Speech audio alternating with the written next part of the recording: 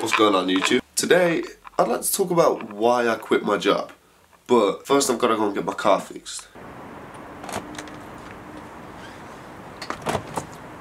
So last night, as I was pulling out of a petrol station, my car just didn't stop.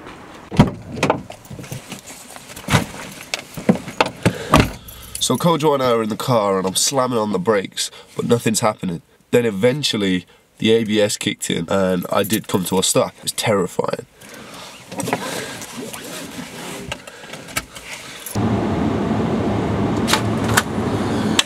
So I'm not too sure what happened exactly, but my brakes are working kind of now. So I'm going to drive the car real sheepishly to the garage to get it fixed. So I've just been hit with a not so lovely bill to get my brakes fixed. It's not ideal, the worst possible time for this to happen, but it is what it is. So now the reason I quit my job at BuzzFeed, I figured I'd bring along a good pal of mine. You might know him, the man, the myth, the legend, Samuel Kojo Plumber. Fucking hell. Here he is. What am I doing? What are we going to talk about today, Ollie? Basically, I quit my job. Some of you may or may not know, I used to work for BuzzFeed. The reason I left BuzzFeed is because... Carry on. The reason I left BuzzFeed is because it's an evil corporation and... Bruh. No, I'm fucking with you. I didn't work for BuzzFeed, I just thought it was funny to jump on the bandwagon, because if you search why I left my job at BuzzFeed, hundreds of results. Everyone seems to be working there and then leaving. So I thought it'd be funny to do that. Anyway, so I used to work an office job. Kojo also used to work an office job. King of the office. Claims handler extraordinaire. So I was the tax man. It was horrific. I hated every single second of it, and I don't ever wish to be back in that environment again because it was wrecking me. And I was the road man. So if you had a crash on the road, you wanted to claim, you wanted compensation, you'd send it to me, and I'd be like, F off. And you would. And that was my job.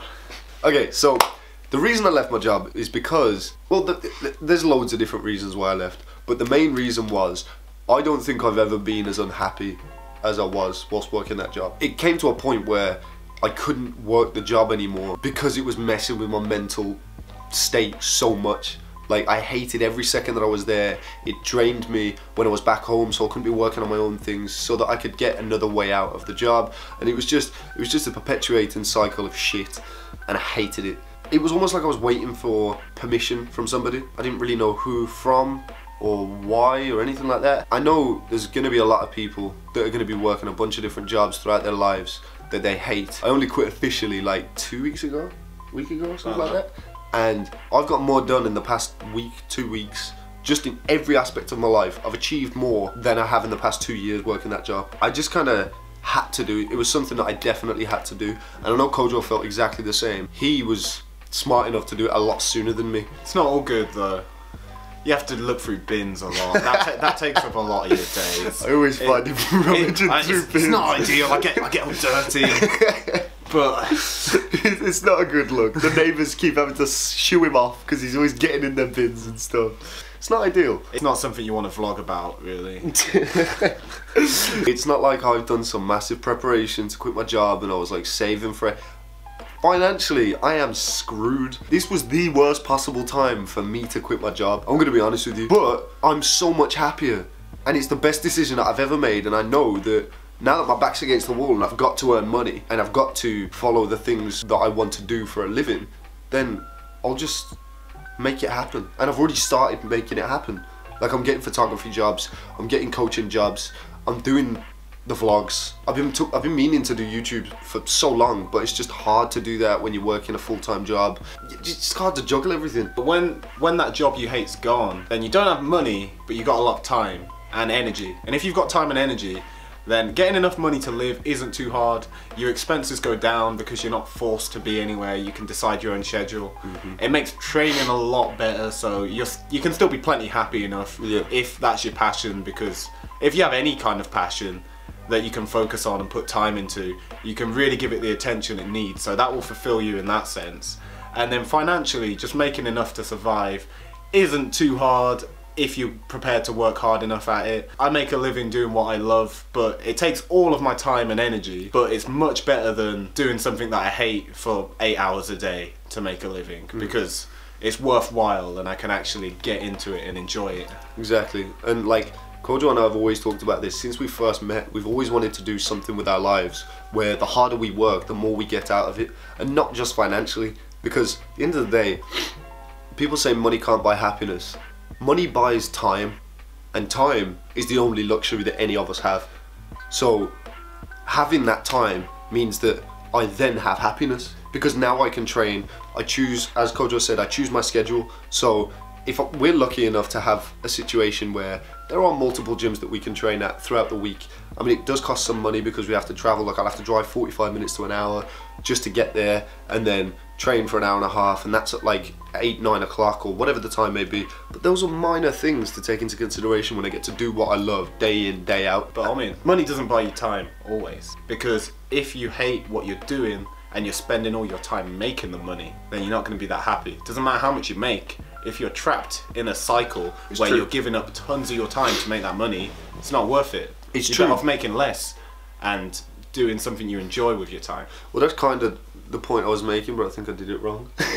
But this is why you're here. I know, we get a bit muddled. Yeah, we're just we're muddled creatures. Like, yeah, no, it's not. It's only in the afternoon. Don't lie to the people. This was definitely filmed before the session. It's early afternoon. We're ready to train. We are. It's not 25 to 1 in the morning. We're getting our muscles primed as we speak. This whole time I've just been just warming them up. I like to do that for several hours before the session. The main purpose of this video was to explain my situation, and also hopefully inspire some people to not go and do something that they hate for a living because everybody else is doing it. Just because everyone else is doing it doesn't mean to say it's a good idea.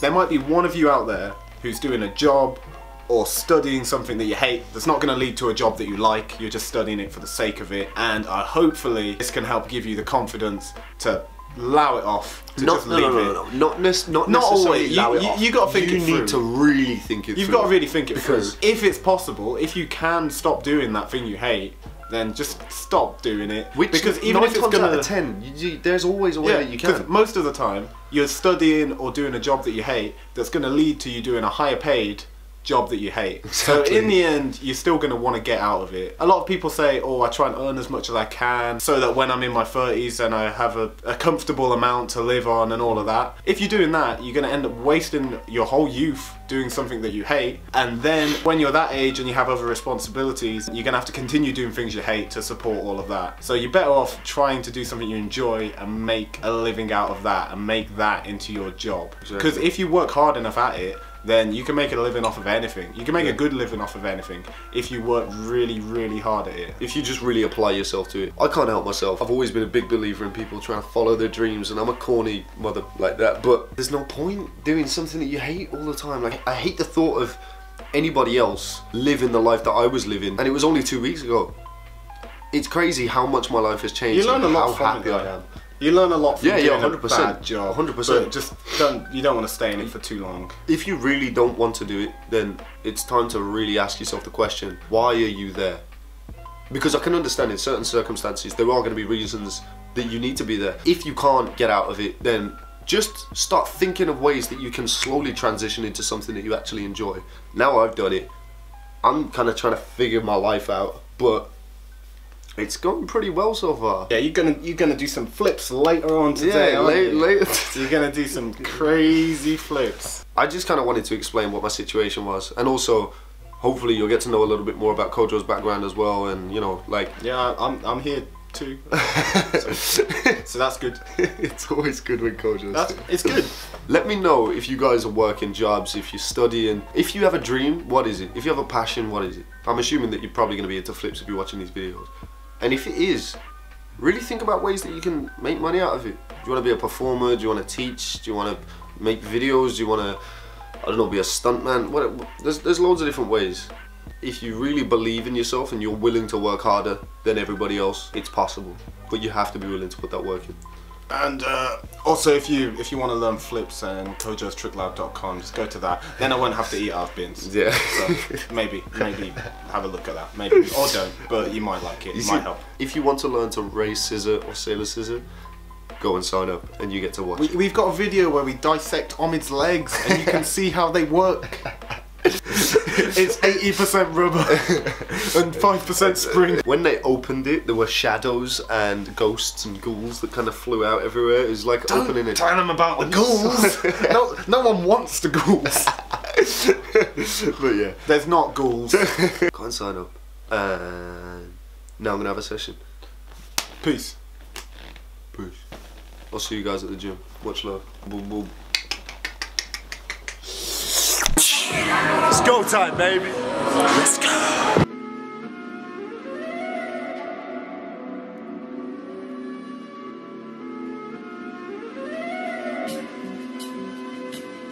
My brain gives endless ammunition, microphone in the holster, and I'm a bad man, at least within the industry portion. I excel at making sales like Jero with the androids, microbial and soft like the tissues you snorting and sniffing. Search the main engine, can't deny this my calling. If you pick it up, the only thing you'll hear is the tone at your local morgue, asking shoulder width and height for your coffin escape. But ain't no running from this battle I'm holding, I mean it. And everything I say I mean, and I'ma show it when I get across. Trust me, they gon' nail me like a poet, even after they deny. For second, third, there's a moment that I'll know they're here forever, like Peter right at your lowest. What I'm getting on is I'm a bad gold glover, spirit, lyrics, and soul rich as a black Warren Buffett. I'ma kill them in the open, cause I'm that cold-blooded. And I love to keep it going, but the facts gon' run it. They love it, say run it back, say run it back. They love it, say run it back, yeah.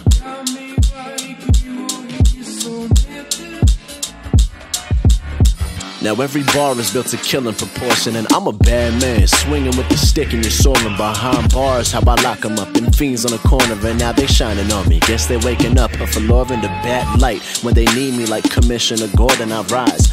They my everything, these fists tell a story. My hands around the wheel, drifting like I'm spinning for fortune above $1. So I exit while they talking and gawking above $1. Why the whip don't mean a thing if it's golden, cause every dollar that I make goes into trips when I'm touring with Sammy K, Mickey Spades, and the homies who know it. Digression, moving through the section with the newest foreign. My girl bad as weight, change it now, that isn't important. It was factual, it's over, now the rhymes are the focus. Now as I understand it, underhanded tactics below us. My twin guns all is hitting like I'm Dilla Dakota. Wait, hold up. The rebel guns all is hitting like I'm Dilla Dakota, and that's a warning just to look a bit closer. That's why they know to ask about the sticks like they know it's the twins. That was a lovely session. I'll see you guys back at the garrison. Peace. Thanks a lot for watching the video. I hope you enjoyed it, and I hope you could take something away from the bit where we were talking and the flips and I don't know. Just hope you enjoyed the video. Don't forget to like, share and subscribe. I'm really close to 1,500 subscribers now, so I'd love to hit that. And I'll see you guys in the next video. Much love. Peace.